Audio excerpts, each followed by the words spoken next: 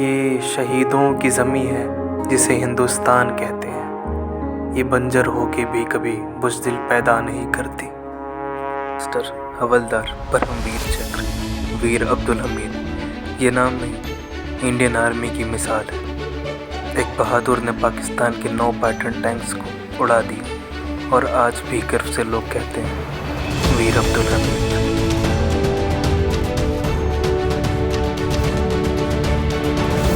जज्बा। वीर अब्दुल हमीद का जन्म 1 जुलाई 1933 में उत्तर प्रदेश के गाज़ीपुर ज़िले के धामूपुर नामक गांव में हुआ था। ऐसा नहीं है कि गाज़ीपुर पहली बार शहादत दे रहा था। गाज़ीपुर में लगभग हर घर में एक आदमी आर्मी में है। पिता का नाम मोहम्मद उस्मान था और जो कि टेलर थे, और माता का नाम शकीना बेगम था।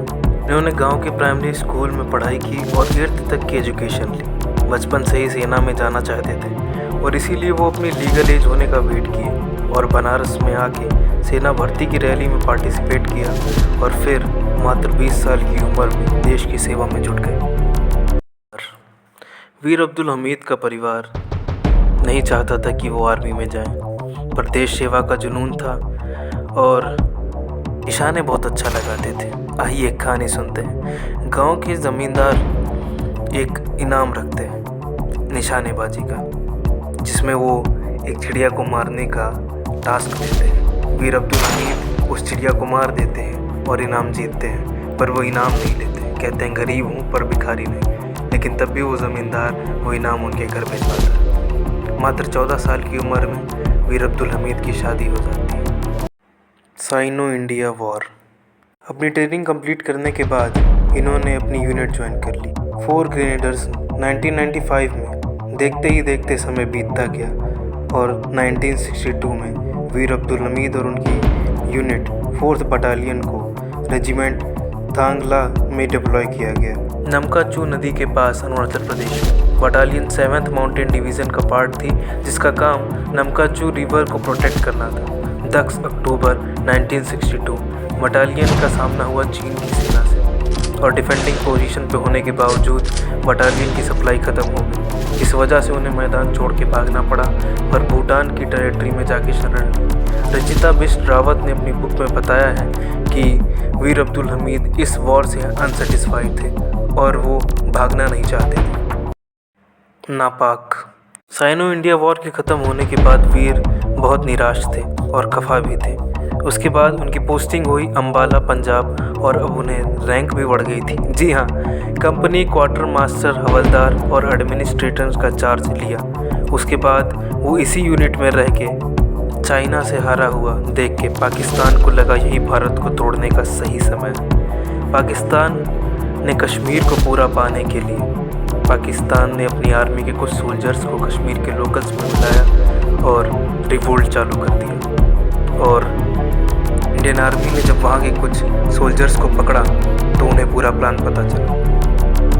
असल उत्तर। प्रधानमंत्री लाल बहादुर शास्त्री ने जंग का ऐलान कर दिया और पाकिस्तान ने लॉन्च किया ऑपरेशन गिलगिटार। और भारत जानता था कि पाकिस्तान की मेजॉरिटी फोर्स कश्मीर में है, इसलिए पंजाब फ्रंट से हमला करने की प्लानिंग बनाई गई। 4th बटालियन खेमकरन की ओर बढ़ी और डिप्लॉय होने के बाद वीर ने यहीं पर 6 मिलीमीटर रेलॉन्स गन्स यानी RCL को अपने साथ ले लिया और यूनिट में टैंक लड़ने की क्षमता वाले लोग और असलहा बहुत कम थे। वीर के ऊपर सबको भरोसा था क्योंकि उन्होंने रशियन गन्स मात्र कुछ ही दिनों में चलाना सीख लिया था। वीर और उनकी यूनिट को चीमा गांव की सुरक्षा का जिम्मा मिलता है और वीर का ऑर्डर्स क्लियर रहते हैं कि कुछ भी हो डिफेंस लाइन नहीं छोड़नी है। सितंबर 1965 को सुबह 9 बजे 3 पाकिस्तानी पैटर्न टैंक्स को स्पॉट किया जाता है और लोकेशन की ओर बढ़ते हैं। 7 RCL गन्स को जीप में बिठा कर पहुँच जाते हैं गन्ने के खेत में, वो भी चीमा गांव में। और फिर शुरू होता है युद्ध। जिंदा दिली। और बढ़ चले टैंक्स की ओर। RCL गन से लैश जीप से पहुंचकर पहले तो अटैक किया और पैटर्न टैंक को सामने ही उड़ा दिया। एक पैटर्न टैंक को ड्रैग होता देख 2 पैटर्न टैंक अपने आप वापस लौट गए और सब चिल्लाने लगे और वीर अब्दुल हमीद से चिल्ला के अपने ड्राइवर से कहा शाबाश। और वो पीछे लौट चले, लेकिन ये आने वाले तूफान का आगाज था। सलाम। खेमकरन सेक्टर में 10 सितंबर को फिर से पाकिस्तानियों ने हमला किया, लेकिन पाकिस्तानियों ने इस बार अपनी पूरी ताकत लगा दी। जी हाँ, और टैंक्स के साथ हमला किया और अब भारत कमज़ोर पड़ने लगा था। वीर अब्दुल हमीद को पता चल गया था कि जीतना तो मुश्किल है, तो इसीलिए उन्होंने सिर्फ डिफेंस पे ध्यान दिया और जवान उनके पास आने का इंतज़ार करने लगे। पास आते ही जवानों ने फायरिंग कर RCL गन से पूरी ताकत से फायर किया और फिर 4 टैंक्स को तबाह किया। और तभी दुश्मन ने वीर अब्दुल हमीद की फायरिंग लोकेशन को ट्रैक कर लिया और वहीं पर टैंक लगा के उड़ाना चाहा। लेकिन वीर अब्दुल हमीद भी तो भारत माँ के बेटे थे। वीर अब्दुल हमीद ने अपने RCL गन से फायर की और उधर से दुश्मन ने अपने टैंक्स, दोनों क्रॉस हेयर हो गई और दोनों ने एक दूसरे पे जाके उड़ा।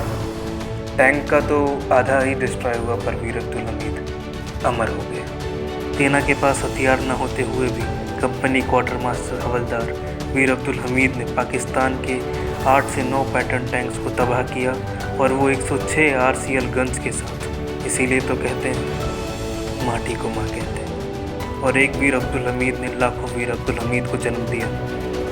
जय हिंद, जय जवान, जय किसान।